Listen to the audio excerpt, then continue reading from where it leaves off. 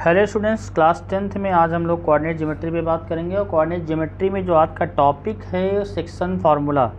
Section फार्मूले पे based problem को सॉल्व करेंगे। देखते हैं डिफरेंट टाइप के क्वेश्चन कैसे एग्ज़ाम में पूछे जाते हैं।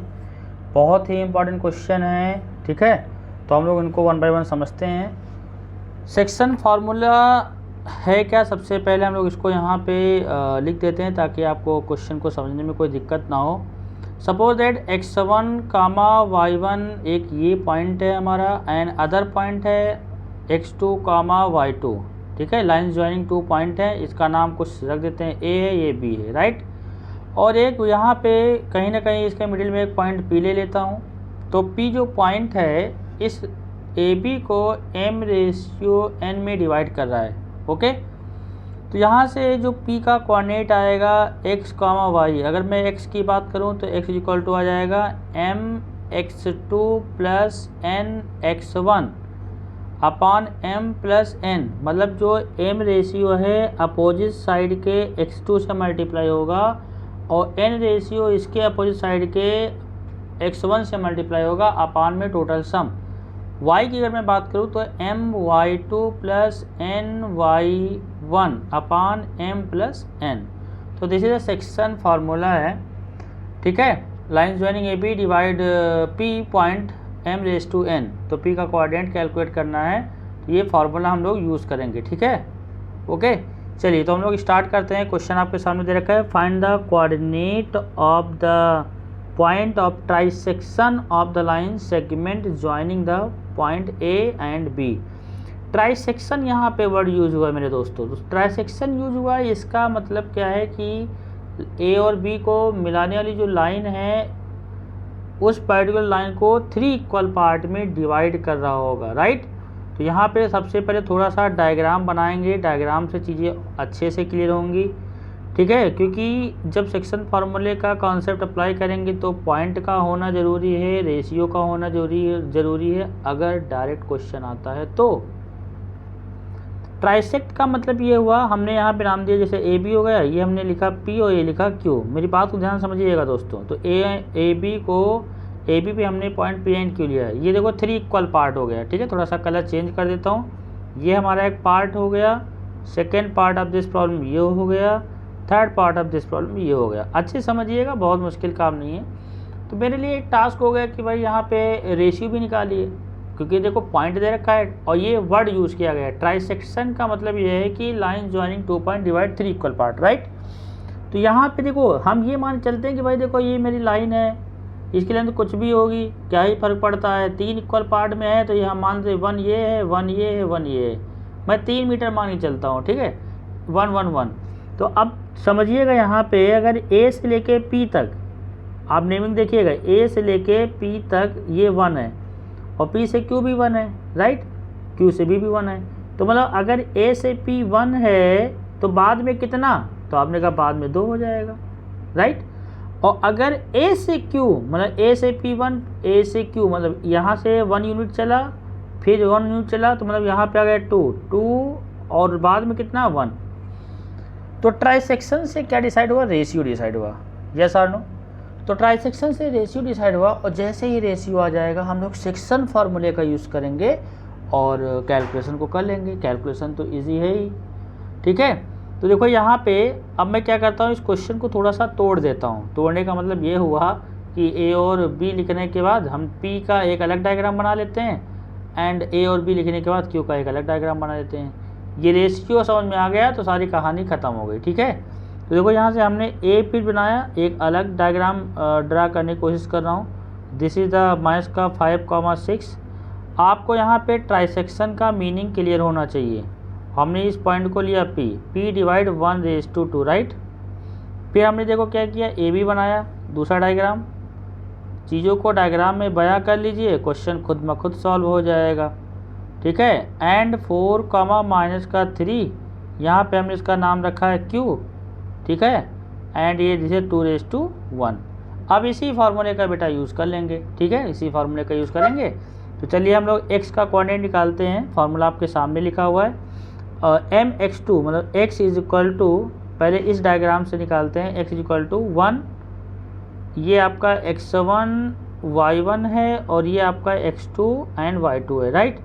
तो 1 इंटू 4 समझिएगा mx2 प्लस 2 इंटू माइनस का 5 अपान में कितना आएगा 1 प्लस का 2, तो दैट इज़ 4 1 जा 4 माइनस का 10 अपान में 3, तो आपका आ जाएगा माइनस का 6 अपान 3। कैलकुलेशन को आप जितना जल्दी फास्ट कर लेंगे उतना ही आपके लिए अच्छा रहेगा। तो माइनस का 2 आ गया।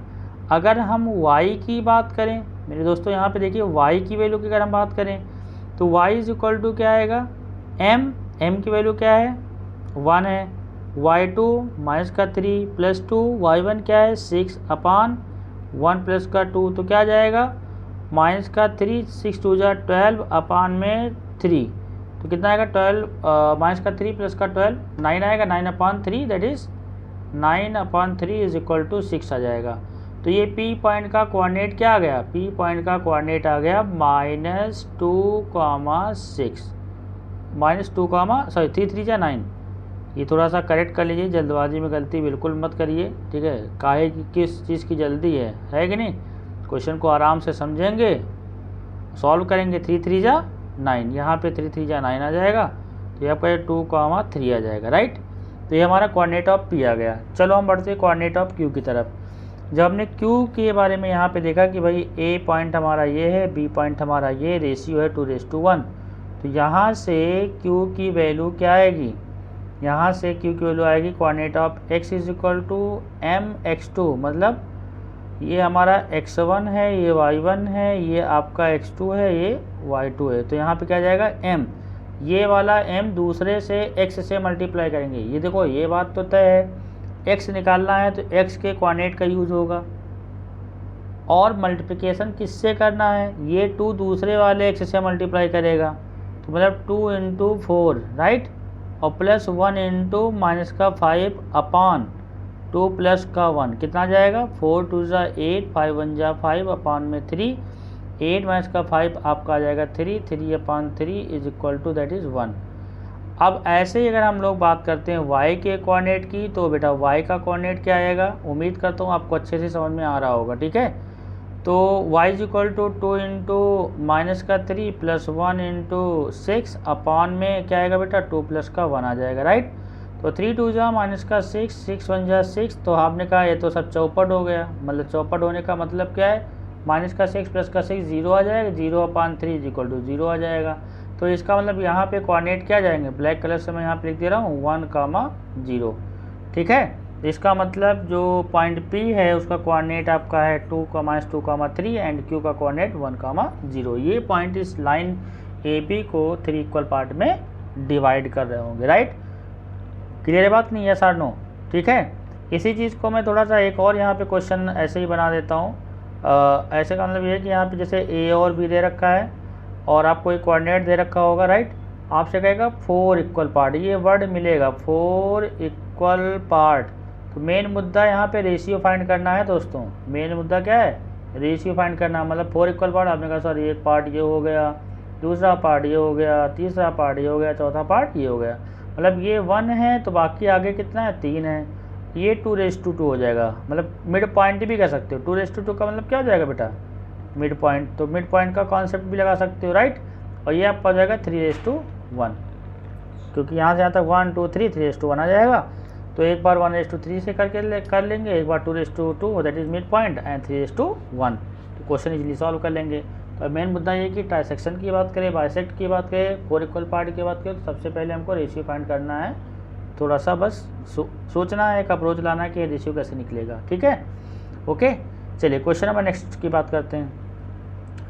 क्वेश्चन एग्जाम में पूछा गया था, find the coordinate of point P on the line segment 1,2, मतलब ये आपका पॉइंट A है, ये आपका बेटा 1,2 है, राइट। एंड सेकेंड पॉइंट है हमारा B आपका क्या है 6,7 है, तो 6,7 सच दैट AP, मतलब P A पॉइंट है हमारा। और अकॉर्डिंग टू क्वेश्चन कह रहा है कि जो AP is equal to 2/5 AB। अब इसको समझो ज़रा, जल्दबाजी में देखो, जल्दी किसी चीज़ की होनी भी नहीं चाहिए। आप क्वेश्चन आपने रीड किया, अच्छा A ये दे रखा है, B ये दे रखा है, P यहाँ पे भाई साहब ले लिया है ना, P on the line segment कह ही रहा है, तो P हमने यहाँ पे ले लिया। तो ये रेशियो हमने कहा सर AP तो अगर देखा जाए तो AP की बात है तो AP ये है भाई साहब, ये AB क्या है, और AB तो ये पूरी की पूरी कंप्लीट लाइन हो गई। तो सेक्शन फार्मूला कैसा लग जाएगा, तो हमने कहा रेशियो निकाल लो भाई। मेरे को चाहिए AP/PB चाहिए, ये रेशियो हमको फाइंड आउट करना है। थोड़ी सी अकल लगाना है, जल्दबाजी बिल्कुल नहीं करना है।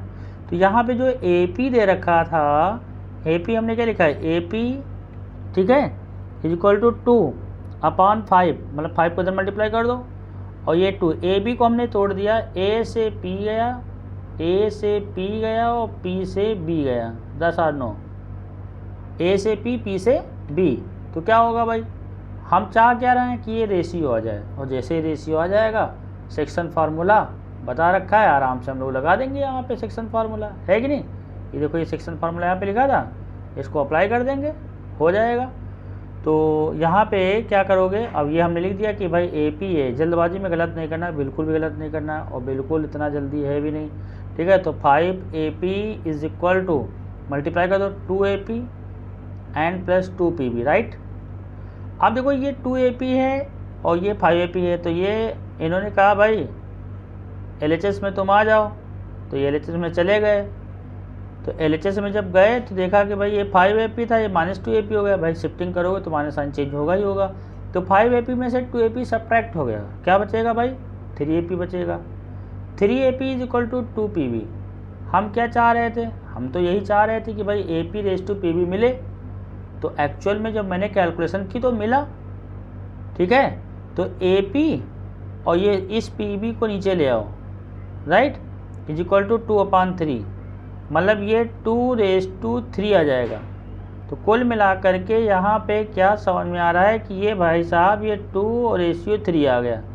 इतनी सी मेहनत करने के बाद, मतलब बहुत ज़्यादा मेहनत करने के बाद रेशियो क्या है, 2/3। और धोखे में बहुत सारे बच्चे 2/5 कर लेंगे, वही चौपट हो जाएगा, गलत हो जाएगा। लेकिन आपको नहीं, आपको तो में धोखे में रहना ही नहीं है, आपको तो क्वेश्चन को सॉल्व करना है, अच्छे से सॉल्व करना है, सही सॉल्व करना है। तो A से P और P से B का जो रेशियो है 2/3 है। समझ में आ रही होगी बात। ये रेशियो हमने निकाला है और सेक्शन फार्मूले का यूज़ करना है, तो आपको पता है कि रेशियो फाइंड आउट होना ही चाहिए, ठीक है। आप देखो यहाँ पे कॉन्सेप्ट लगा दो भाई, x is equal to m, ये 2 मल्टीप्लाई होगा 6 से।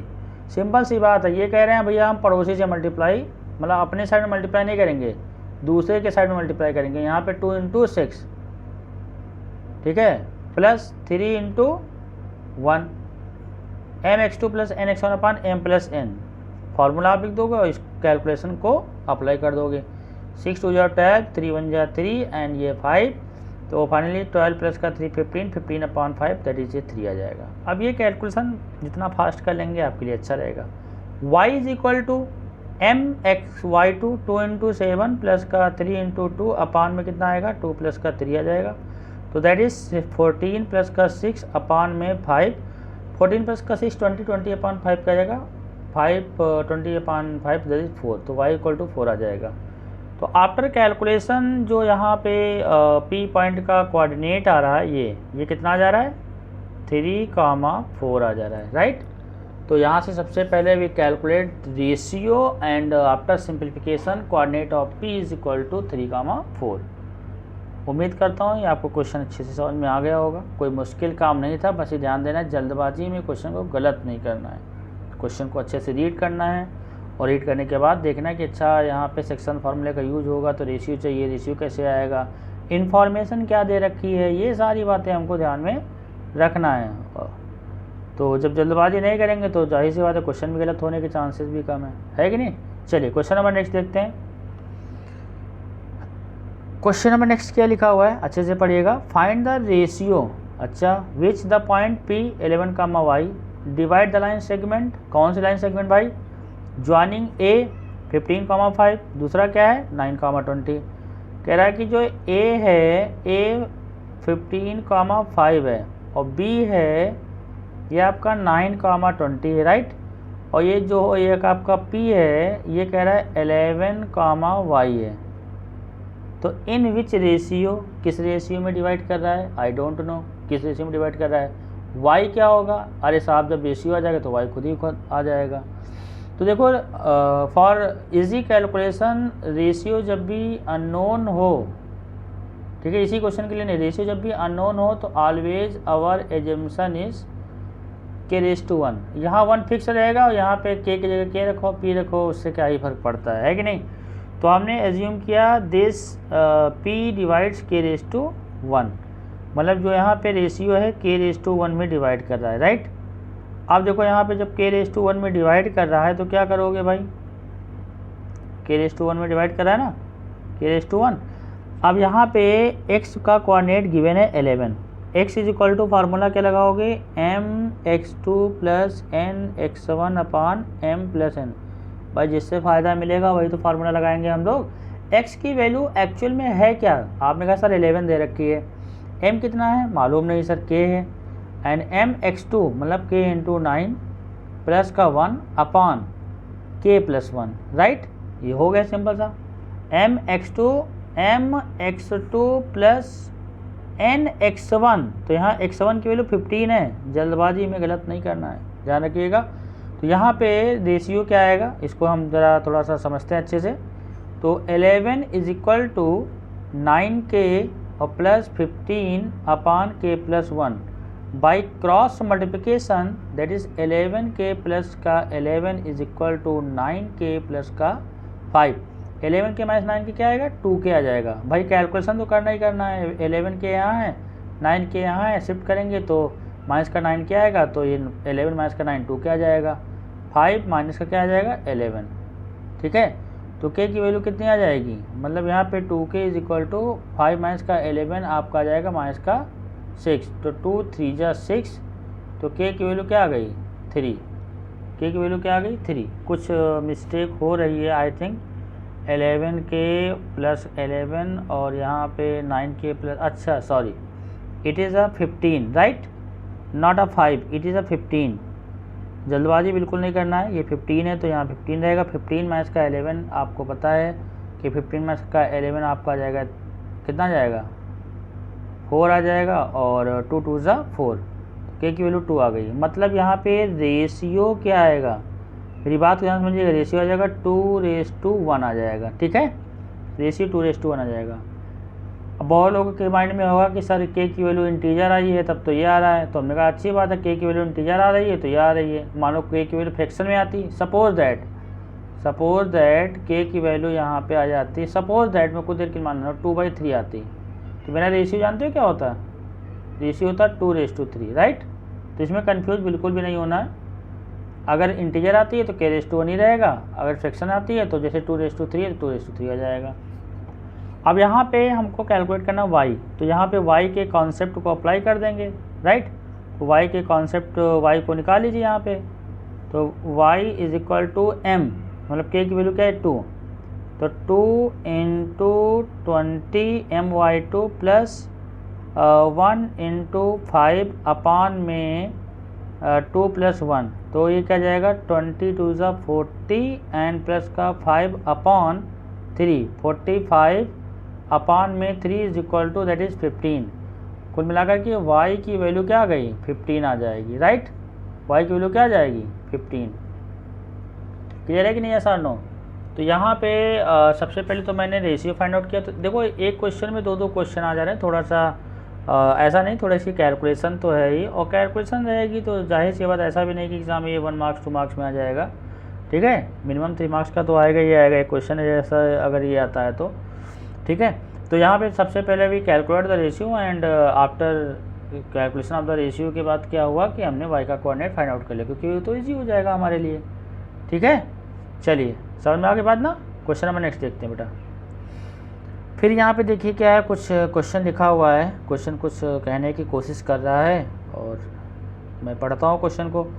Point P divide the line segment joining the point A आपसे कह रहा है 2,1 है, राइट, 2,1 है, एंड B क्या है 5, माइनस का 8 है, और इन्होंने कहा AP, देखो इन्होंने बोल दिया है जो AP रेशियो AB, फिर ये लफड़ा कर रहे हैं 1/3, क्योंकि हमको चाहिए AP, मेरे को क्या चाहिए AP रेशियो P भी चाहिए, नहीं है, तो हमने कहा नहीं कोई बात नहीं, कैलकुलेशन किया जाएगा।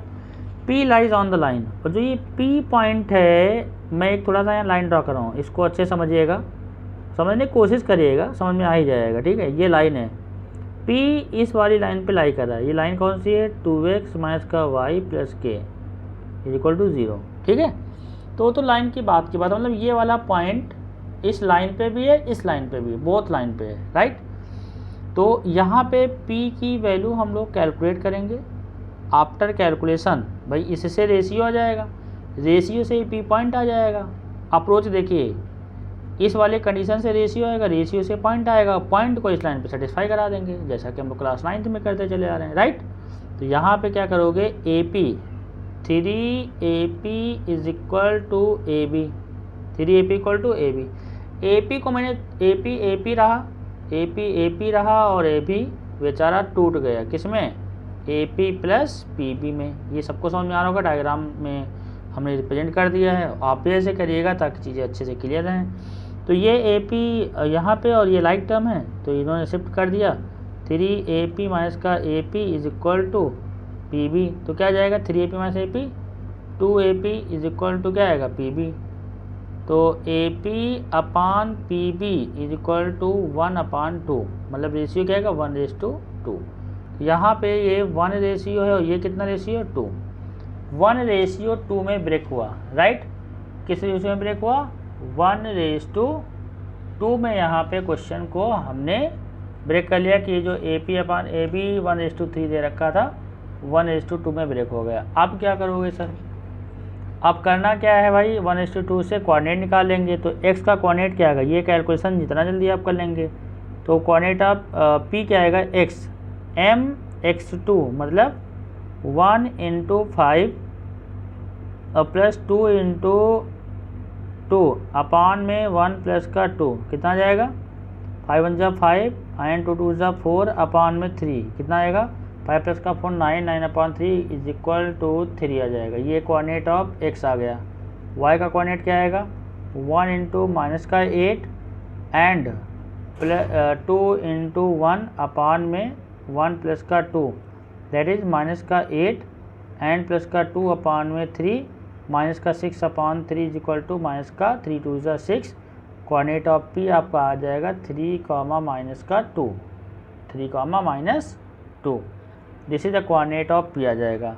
अब ये पॉइंट कहाँ पे है, ये पॉइंट इस लाइन पे है, इस लाइन को सेटिस्फाई करेगा बस। तो यहाँ पे इस लाइन को सेटिस्फाई करा दीजिए भाई। लाइन है क्या एक्चुअल में, लाइन है आपके पास 2x minus y plus k is equal to 0।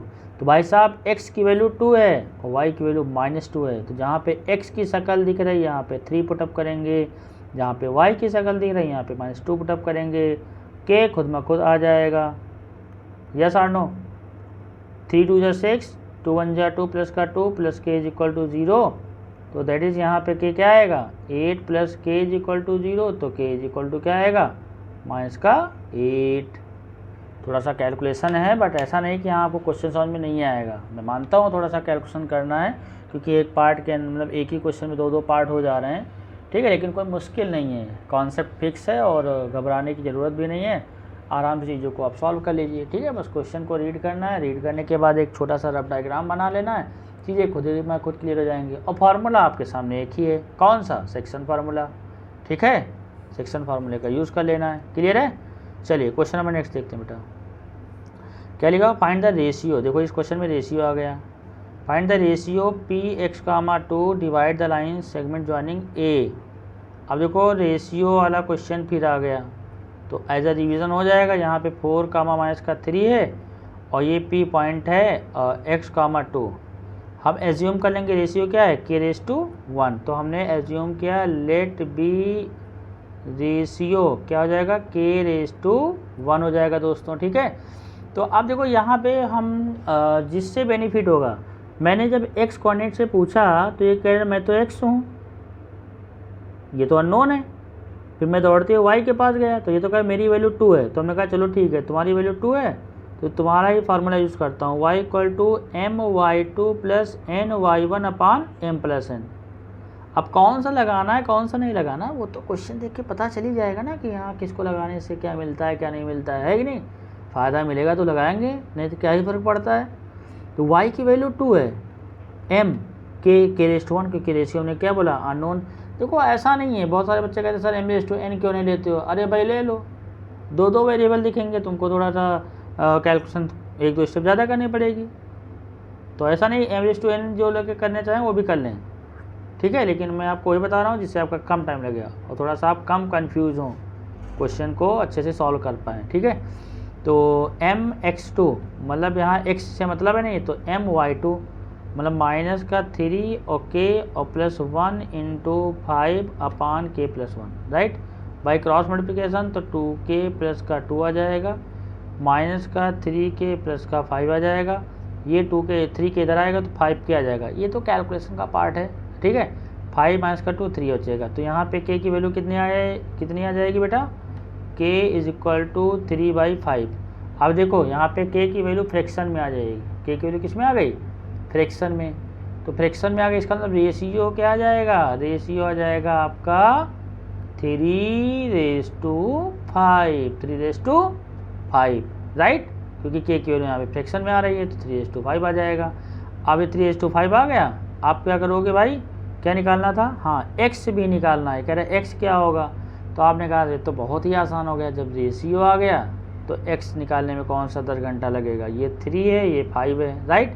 तो x का कोऑर्डिनेट क्या आएगा, mx2 + n(x1/m+n)। फटाफट कैलकुलेशन को हम लोग करते हैं, तो 3 × 4 + 5 × 12/3 + 5, ये आपका 12 आ जाएगा, एंड ये 60 है अपान में 8 आ जाएगा।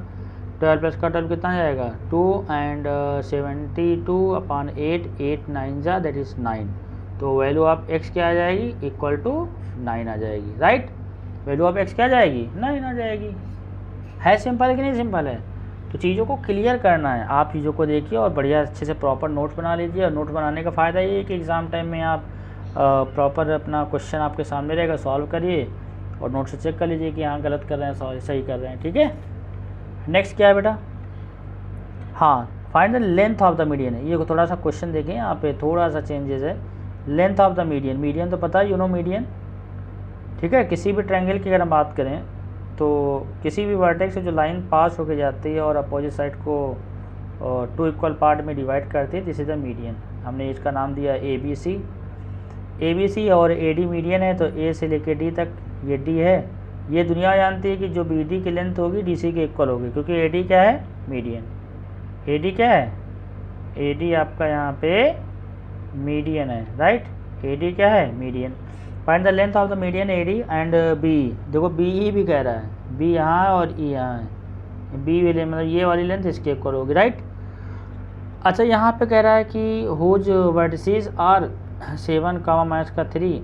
तो देखो यहाँ पे बेसिकली डिस्टेंस फार्मूले का भी यूज होना है और कोऑर्डिनेट ऑफ मिड पॉइंट, नाम तो सुना ही होगा। कोऑर्डिनेट ऑफ मिड पॉइंट मतलब x1 + x2/2, right, and y1 + y2/2। तो मिड पॉइंट तो निकालना ही पड़ेगा ना भाई। जब तक कि आपका ये D नहीं आएगा तब तक AD कैसे आ जाएगा, जब तक कि BE नहीं आएगा तब तक B कैसे आ जाएगा। ये तो कॉमन सेंस की बात है कि नहीं। तो यहाँ पे D is the mid point of कुछ तो कहानी लिखोगे, D is the mid point of BC। तो हमने कहा D क्या आ जाएगा, x वाले को ऐड कर दो सर। तो यहाँ पे आ जाएगा 5 + 3/2, 3 - 1/2, 5 प्लस का 3 क्या होगा 8, 8/2 दैट इज़ 4 आ जाएगा, एंड 3 - का 1 2 आएगा, 2/2 दैट इज़ 1 आ जाएगा। ये कोऑर्डिनेट ऑफ आ गया D। अब D आ गया है तो आप AD निकाल लो, distance formula, right. x2 - x1 का स्क्वायर प्लस y2 - y1 का स्क्वायर। कैलकुलेशन देखते रहिएगा, कैलकुलेशन मिस्टेक नहीं होनी चाहिए। तो यहाँ पे ये A यहाँ पे D यहाँ पे, तो 7 - का 4 का स्क्वायर एंड -3 - का 1 का स्क्वायर का रूट आ जाएगा। 7 - का 4 कितना है, 3 का स्क्वायर 9 और -3 - का 1 - का 4 4 का स्क्वायर 16, 16 9 25, 25 का रूट कितना आएगा =5 यूनिट, राइट। क्या जाएगा 5 यूनिट। अब ऐसे ही E निकाल लो। अब ये वाला काम आप लोग कर लीजिएगा, ठीक है। मैं आपको बता दे रहा हूँ E की वैल्यू क्या आएगी 7 7 और प्लस का 3 10, 10 का हाफ 5, ओके। एंड माइनस का 3 माइनस का 1 माइनस का 4 माइनस का 4 का हाफ माइनस का 2 आ जाएगा। ये हमारा आ गया ई पॉइंट। तो बी लेंथ निकाल लेंगे। बी कितना आएगा बेटा, रूट ऑफ 5 माइनस का 5 का स्क्वायर, या 0 हो जाएगा, एंड माइनस का 2 माइनस का 3 का स्क्वायर। तो ये आपका ये भी 25 आ गया। 25 का रूट क्या आ जाएगा, 5 यूनिट आ जाएगा, राइट। क्लियर है। मतलब जो लेंथ ऑफ द मीडियन है, चाहे वो ए डी है चाहे वो बी ई है, इन बोथ सिचुएशन 5 यूनिट्स आ रहा है, ठीक है। क्लियर है कि नहीं है सर, नो कन्फर्म। चलिए, तो डिस्टेंस फार्मूले का यूज़ था और कोऑर्डिनेट ऑफ मिड पॉइंट, ये भी कॉन्सेप्ट माइंड में रखिएगा, coordinate of mid point, right. बहुत ही इंपॉर्टेंट क्वेश्चन है, और ये क्वेश्चन चाहे पैरेललोग्राम में हो, चाहे रेक्टेंगल में हो, रोम्बस में हो, स्क्वायर में हो, किसी में भी हो, यहाँ पे तो कुछ भी लिख सकते हैं। चाहे पैरेललोग्राम लिखे हो, उनकी मर्ज़ी की बात है, चाहे वो रेक्टेंगल लिखें, ठीक है, चाहे वो स्क्वायर लिखें, और चाहे वो क्या लिखें, रोम्बस लिखें, वो कुछ भी लिख सकते हैं। डेटा यही रहेगा, कुछ भी होगा। तो यहाँ पे एक्चुअल में क्या करना है, आपको कोऑर्डिनेट ऑफ मिड पॉइंट का कॉन्सेप्ट ही यूज़ करना है। पॉइंट टेकन इन ऑर्डर, अच्छे समझिएगा, अक्सर देखने को मिलता है और बच्चे डिस्टेंस फार्मूले में इस क्वेश्चन को डिवो देते हैं। डिस्टेंस फार्मूले का यूज़ तो करना ही नहीं है। किसका यूज़ करना है, कॉन्सेप्ट ऑफ मिड पॉइंट का, ठीक है। से x, 7, 5, 6 point taken in order. बार बार मैं बोलता हूँ पॉइंट टेकन इन ऑर्डर, मतलब एक ऐसा नहीं कि यहाँ ए यहाँ हो गया, अभी यहाँ हो गया, सी मैं यहाँ ले लूँ, चौपट हो जाएगा। जो ये दे रखा है ये पॉइंट टेकन इन ऑर्डर। तो अब देखो यहाँ पे जो भाई साहब ए सी है और बी डी है, ये एक दूसरे को बाइसेक्ट करते हैं, मतलब ये वाला इसके इक्वल है, ये वाला इसके इक्वल, क्योंकि डायगोनल की लेंथ इक्वल तो होती नहीं पैरेललोग्राम में। In case of square, rhombus, parallelogram, rectangle, diagonal bisect at 90 degree. तो यहाँ पे रीज़न क्या लिखोगे, वी नो दैट, ठीक है, diagonal of the parallelogram bisect to each other, right, bisect to each other, ठीक है। तो डायगोनल बाइसेक्ट करेंगे ही करेंगे। तो यहाँ पे कॉन्सेप्ट ऑफ मिड पॉइंट लगाइएगा, क्योंकि मिड पॉइंट चाहे हम लोग ए और सी का यूज़ करके करें, चाहे बी और डी का यूज़ करके करें, मिड पॉइंट पे ज़रा सा ही फर्क नहीं पड़ेगा, इक्वल रहेगा। तो कॉन्सेप्ट ऑफ मिड